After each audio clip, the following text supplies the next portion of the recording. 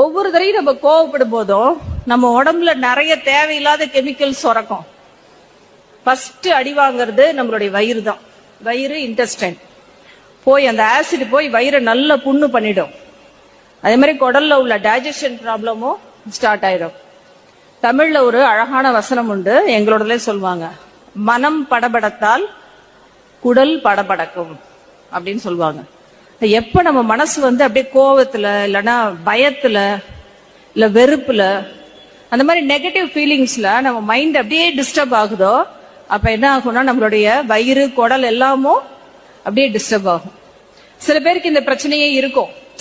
சாப்பிட்டதும் பாத்தீங்கன்னா உடனே அவங்களுக்கு டக்குன்னு உடனே அந்த மோஷன் போற ஃபீலிங் வரும். இல்லைன்னா ஒரு டென்ஷனான சுச்சுவேஷன் தான் அவங்களால அப்படியே வயிறு போட்டு வயிறு கலக்குதுன்னு சொல்லுவோம் இல்லையா, ஐயோ எனக்கு வயிற்ற கலக்குது டென்ஷன், நீங்க என்ன வைவால கேட்க போறாங்கன்னு தெரியல. அதனால நம்மளுடைய மைண்ட் பர்டிகுலர்லி நெகட்டிவ் ஃபீலிங்ஸ்க்கும் வயிற்றுக்கும் எப்பயுமே சம்பந்தம் உண்டு. அதனாலதான் தேவையில்லாததை அவாய்ட் பண்ணலாம்.